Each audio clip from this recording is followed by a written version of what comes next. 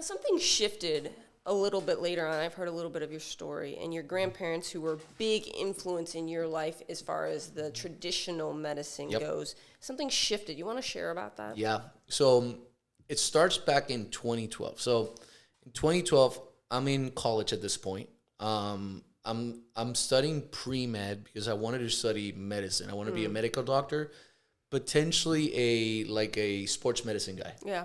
Why? I don't know. Because you're so athletic. No, yeah, I mean, I was so athletic, You're right? like, if I can't be athletic, I might as well see athletic people and help them. It was the dumbest thing ever. Now that I look back at it. That's funny. Actually, let's rewind a little bit. So it's about 9th or 10th grade. And there's this program in Puerto Rico where you can actually go to a hospital and shadow medical doctors and see if this is something you want to do. Yeah. So my mother signed me up for this program. I went to a hospital in Puerto Rico, and they put me, I don't know why, but I shadowed the geriatric floor. It was the worst experience ever. It was just so boring. For a 10th grade boy? For 10th grade. You're like, it's very quiet. I was just walking around with a white coat behind these guys, these medical doctors, and literally this was the experience. You would go in, see this old person, ask them a few questions, and for the next 30, 45 minutes, you would go into a cubicle and you would just document everything you experienced. And that was it. So you would see 1 or 2 patients per hour, and the rest was documentation. I was like, do I really want to do this? And one of the experiences that I remember, which my parents know about this, one day we go into a doctor's office, to a patient's room, and the doctor's asking questions. So they tell me, it's like, all right, let's check the feet. Because they wanted to, they were checking for edema, like inflammation. Yeah. And when I pull up the bed sheet, essentially the guy doesn't have legs. I was like, why would you ask me that? Like that's the dumbest thing ever. I mean, you have it in your notes. So that was a little bit weird. That was off. And then like 2 weeks later, some virus came around. I think it was the one of those things that come every 2 years. Yeah. So they shut down the shadowing program just because the risk of the virus. I was like, I'm out. So I go to college. I'm studying pre-med just because I still wanted to be a medical doctor. And in 2012, I was actually studying throughout the day, and then at night I would work at a kiosk in a shopping center that sold hot dogs. That was like my job back then. And about that same time, there was a lot of things happening, but my parents were getting divorced. My grandfather had been diagnosed with esophageal cancer. Which one? The pharmaceutical rep. Look at that. So the pharmaceutical rep was being diagnosed with esophageal cancer. He was the type of guy, he was a vet and was born in a coffee plantation in the middle of the island. So very rough guy, smoked from the moment he was probably 15 years old, drank hard liquor as well. In Puerto Rico, we have Bacardi, and there's a lot of white rum involved. So just in general. Yeah, just in general. So a lot of bad choices, unfortunately. He stopped smoking, I believe, when he was 40 years of age, when my aunt was born. But still, 20, 30 years of accumulation of toxins in the body, it kind of adds up. So one day he's eating breakfast, and as he's eating, he's having difficulty swallowing. So he's the guy that doesn't go to doctors, but this time he said, I should see a doctor right now. So he took him. So he was a pharmaceutical rep, but didn't see doctors. Didn't see doctors. Isn't that crazy? Right? Interesting. Yeah, it's like nurses that won't even go. Yeah. So they go to the doctor. They do a PET scan and they find the cancer. And they said, all right, that's a problem. So we got to do a round of chemotherapy. So he went through a round of chemotherapy. He did pretty well, to be honest. The cancer is pretty much in remission, almost gone. The problem was that when they do this therapy, they put a port where they can introduce all that. Yeah. That port got infected, and they couldn't find the infection. So he spent close to 60 days in a hospital back in December of 2013, more or less. And it was rough. He lost a lot of weight. Yeah. And they didn't know if he was going to be able to make it. Yeah. So my grandfather was dealing with cancer. At the same time, I'm still in college, and I meet this girl. It's always about a girl, isn't it? I meet this girl. She's from Puerto Rico, but she lived in Atlanta back then. Okay. And this is 2012. So, we were talking. She would come to Puerto Rico visit, and at some point, and I would go back there. And at some point, it got expensive. And I'm 18 or 19 years of age. And you were living in what state? It's still in Puerto Rico. Oh, you were still in Puerto Rico. Okay, Still in I thought Puerto I was Rico. thinking you were here. Okay. Yeah, still in Puerto Rico. So I was going back to Atlanta. And Puerto Rico. Chiropractic. Okay. So it got expensive. So one day I'm sitting in a couch. It's middle of the day. All of my college friends were just studying for whatever. And I go to Google and I look for healthcare schools in Atlanta, right? Yeah. I see where this is going. Yeah, right? And 2 schools show up. First one is Emory School of Medicine, which is one of the most prestigious schools of medicine in the country. And underneath it, Life University, right? I like life. Yeah, right. So I look at them, again, power of marketing. Yeah. I guess they had Google ads or whatever. So they had good keywords. I know, right? So I looked at Emory for a second, and then I clicked that Life University. Chiropractic, never heard about it. Again, I didn't grow up in that background. So click on it, and then here's the best part. They had something called the Life Leadership Weekend, where they would fly you out, expenses paid, hotel, food for 3 days. As an 18-year-old, you're like... I could see my girlfriend for free. So I literally signed up for that program. I was like, right, I'm going to go to Atlanta. I didn't even tell her. It was a surprise. But the ultimate goal was a free ticket to Atlanta. So Not to learn more about chiropractic. Not to learn about chiropractic. I was like, all right, this is free. We're going. That's a great lead gen, by the way. I know, it worked. So expensive, but great. I know. I remember having the conversation with my parents. I was like, hey, I'm going to go to, again, I'm 18 or 19. And I have the conversation with this. Hey, I'm going to go to Atlanta. And I'm going to go check out this school. It's chiropractic. And I have a girlfriend. Did she know? And they're like, you have a girlfriend? I was like, yeah, she lives in Atlanta. So anyways, why are you going to Atlanta again? Yeah. Like school. It's funny. It's funny because back then, all my friends from college were telling me, like, don't do it.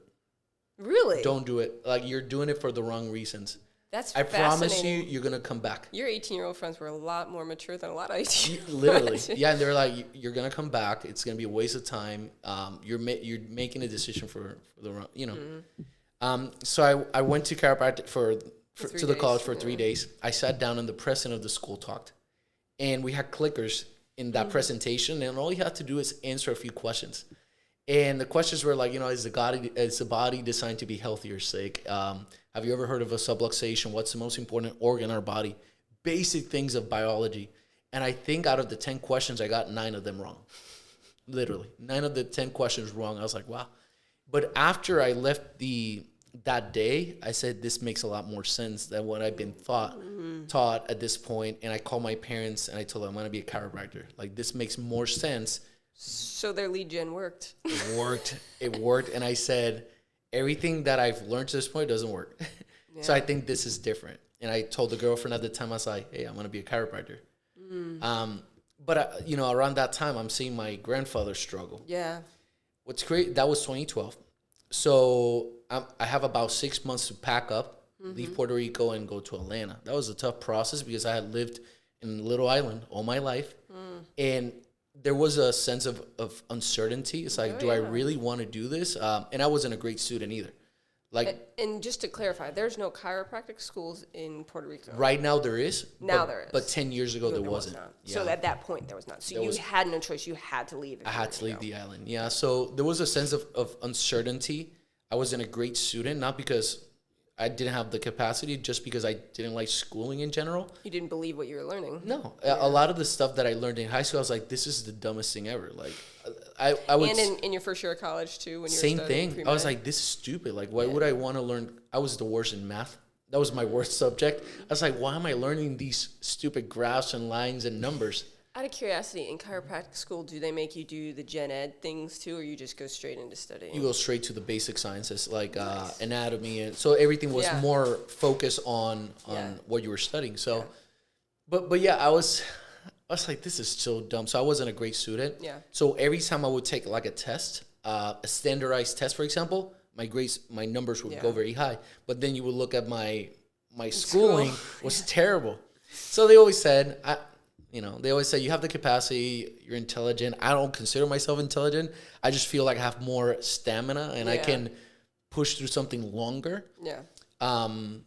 more, I would call Grit, it resiliency. Yeah, resiliency. Yeah. Yeah. Like I can do something for a long period of time, whether other people are trying to shoot for excellence every day and they burn out quickly. Yeah. But I felt like You're I could. disciplined. Yeah, I could go for longer. Yeah. Let's put it that way. So 2012, I packed all my stuff. I had to do a layover in Chicago. This is what's crazy about it. It's like in Chicago, 2012, December, we get a call.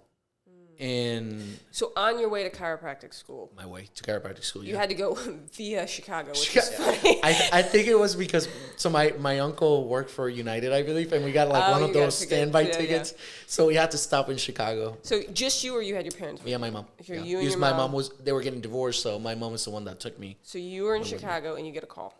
Yeah, so we get a call. And in the airport, I take it. I think we were already staying somewhere. Oh, okay. We're staying in a hotel or whatever. So we got the call, and my grandmother picked up my mom picked up the call. And it's your mom's mom. Yeah, my mom's not mom. married to the grandfather, the other one. Okay. So it's like, hey, we got an issue. Iran, my uncle who's 45, died. Boom. How? Heart attack. At 45. 45. He was playing basketball, collapsed in the middle of the court, and died from a heart attack. Your mom's sister. Yep, mom's sister. Yeah. So this guy was the picture of health. Looked good. Work out every single week. Played basketball at nights, and passed away from a heart attack. So that was very shocking. I was like, why would somebody that looked healthy and was doing healthy things would pass away from a heart attack? Yeah. Later on, now now it's so easy to look back at everything. It's like everything makes sense. Yeah. Because the definition of health in my family was if you look good, you feel good, you're healthy. Good. But it's so far from the truth, right? So that was kind of like a gut punch, just wake up call. Kind of going through that. So I wasn't able to go to his funeral because I was on my way to chiropractic school. So I started the program. I moved to Atlanta in 2013, January. Yeah. So I'm 19 going to 20 at that point, and started the schooling process. I don't know anybody in Atlanta. The only person I knew in Atlanta was that girlfriend. That was about it. Right. So I was kind of like, well, I don't have any friends right now. Everybody told me that I'm going to go back, so I'm not going back. Because you asked or said. I'm going to finish what I started. Yeah. About 3 months into the program, I actually broke up with the girlfriend. Haven't seen her since. That was it. Your wife's probably happy about that. Yes. So broke up with that girl. Never seen her since. But looking back at it, God was playing this game where he was putting everything in line. It's amazing how he does that. Yeah, and what's crazy is that as I look back at all these experiences, there's no way I could have prepared for a lot of these things. Yeah.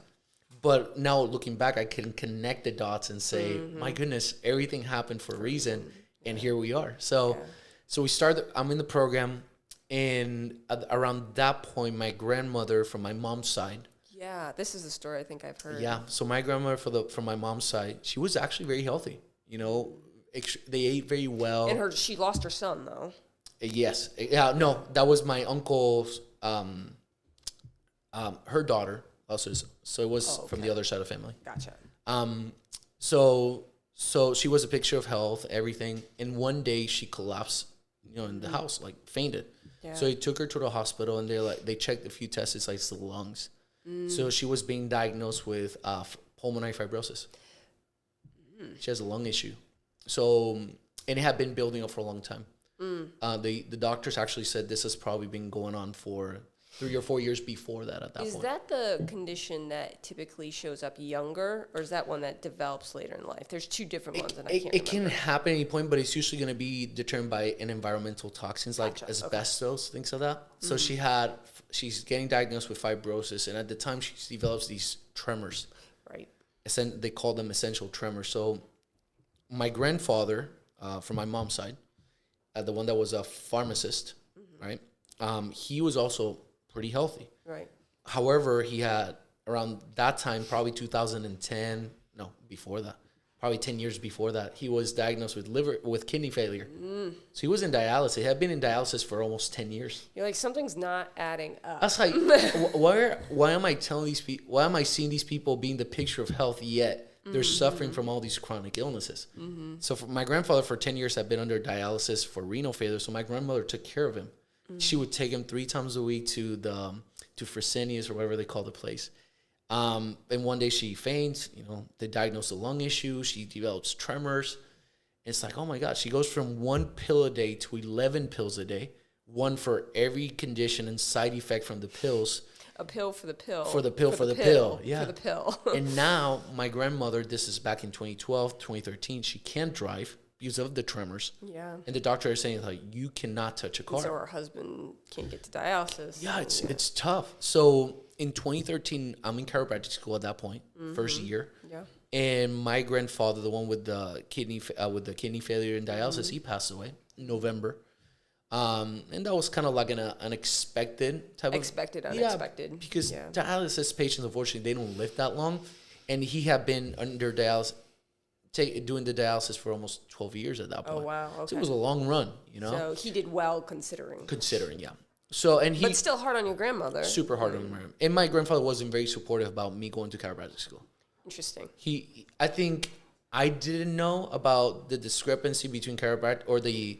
You were naive at that point. I was naive. I thought, you're a chiropractor, you kind of do your thing, but I didn't know there was an internal battle between I'm in healthcare too. Chiropractic and medicine. I didn't know that. Yeah. Going to chiropractic school, I said, hey, I'm going to help people and I'm going to do it naturally. Yeah. But my grandfather didn't love the idea. He's like, you should have become a medical doctor. I was like, dude, I'm going to be able to help a lot of people this route. So when I hear people saying chiropractors are not real doctors or chiropractors are chiropractors because they weren't able to get into medical school. Yeah. I never tried to get into medical school. Yeah. I didn't even try to do it. Yeah. And there wasn't a thought in my brain that would say, hey, there's an issue. There's a competition going on between medicine and chiropractic. Yeah. I just did it because, again, I had a girlfriend. I did it for a girl. For a girl, yeah. So my grandfather passed away, and around that time, I told my grandmother, you should go see a chiropractor. This is it. He's gone. He's not going to get in the way. You should try it out. So she goes to a chiropractor in Puerto Rico. They take a few x-rays of her spine, and her neck was a mess. Like a lot of arthritis. Her neck was shifted forward like this. Essentially, the spinal cord was being stretched out, pulled from every angle. So they started adjusting her, and about a month in, I get a call from her. I was like, hey, how's everything going with chiropractic? And she says, and I'm in chiropractic school. So I don't know anything about chiropractic, but I'm in chiropractic school. I hope it's good because I'm studying this. I get it now. Yeah, exactly. So she says, you know what? Every time I get adjusted, my tremors go away. I was like, no way. So this was your original case study. That's it. And you're like praying that it worked. It worked. Yeah. So she tells me every time I get adjusted, my tremors go away. Yeah. I was like, no way. She's like, yeah. I'm just going to stop taking the morning medication for the tremors. I was like, that's awesome, man. About 6 months in, we talked every month, but about 6 months in, she asked her to check up with her neurologist, old school guy that doesn't probably believe in chiropractic either. He tells her, whatever you're doing, keep doing it because it's working. Wow. Your tremors are getting better, and I'm going to take you off the evening medication. And about a year in, my grandmother, her tremors are 80% better at that point. They take her off the tremor medication. They tell her you can drive again, right? And I was like, oh, my God. Holy shit. It worked. It works. This thing works. Which, by the way, when I went to chiropractic school, I didn't even know that that most people use chiropractic for back pain and neck pain. You just went. Yeah, I just went. I was like, I'm going to learn about this. And my grandmother's getting better from tremors. So all this time I thought it was just for pain. Yeah. No, I didn't know it was for pain. You didn't even know that? No, that's what, okay. I didn't know it was for pain. I thought it was for like nerves and things like that, which I was actually correct. Right. You know? But most people use it for pain. Most people back then, traditionally, chiropractic was very much just like, oh, you were in a car accident, you need your back fixed. Exactly. And actually still today to a certain extent. They still use it, that way, But back then I didn't even know it was for that. I mean, again, we didn't grow up with chiropractors. In Puerto Rico, we don't have personal injury like they have here in Florida, so I just didn't know much. So her tremors are getting better, and then the lung issue. This is the best part. She goes to a pneumologist. They do a lung function test, and what they notice when the results come back is that her lung function is actually improving. Her oxygenation levels were actually getting better as she was getting chiropractic care, and they couldn't explain it because they're like the imaging is showing that there's still a lot of the scarring in the lungs. The lungs haven't recovered, but they're working better. What they could come up with was that the areas that were good still, they were working twice as hard to keep her alive. Granted, the doctors, when they diagnosed her, they said 3 to 5 years, that's it. You have 3 to 5 years to live with this condition. there's 2 medications in the market, which you can get, but they're going to be tough on your body. They're going to be extremely expensive as well because insurance doesn't cover everything. She tried one of them, and it gave her the worst bleeding in her GI tract, so she had to stop doing it. So she didn't have a lot of options, but the only thing she did differently was chiropractic every single week. Yeah, and she got better, and 3 to 5 years to live. So she was diagnosed around 2012. They did say it was there before that, so let's assume 2010. My grandmother's still alive today, 2025, 15 years later. And Kit, is her lungs better now than they were then? No, they're rough now. They're rough now. Okay. So because you can't recover the part that was already damaged. Now that it's gone, it's gone. My grandmother. But all the parts that are still there are. Yeah, but here's the best part. They gave her 3 to 5 years to live. She cannot drive, gets back driving, stopped taking a lot of the medications. My grandmother was present in my, what they call like a blue coat ceremony. Yeah. She was there. She was there for the graduation. So did she switch like some of the other things that you teach people, like the habits and the lifestyle? Everything she learned, she knew, all to this point about health, she threw it in a garbage can, essentially. So she did. So she switched her eating. She switched her everything. She switched her eating. She threw away her pans, Teflon pans. She started doing all the stuff you talk about on this podcast. She does. She did it. She did chiropractic. She was the biggest proponent of chiropractic at that. I think she's like 81 at this point. Yeah, 80, 81. She took what would have been a life cut short. Yeah, she's for lived sure. A nice full life. I think if she would have not had that lung condition, at 90 she would still be around, no issue. But it's a tough condition. So now, 15 years later since the diagnosis, she's in rough shape. I mean, she's laying down. She can barely move a lot because she gets fatigued. Yeah. She has oxygen in her bedside all the time. They have to help her a lot.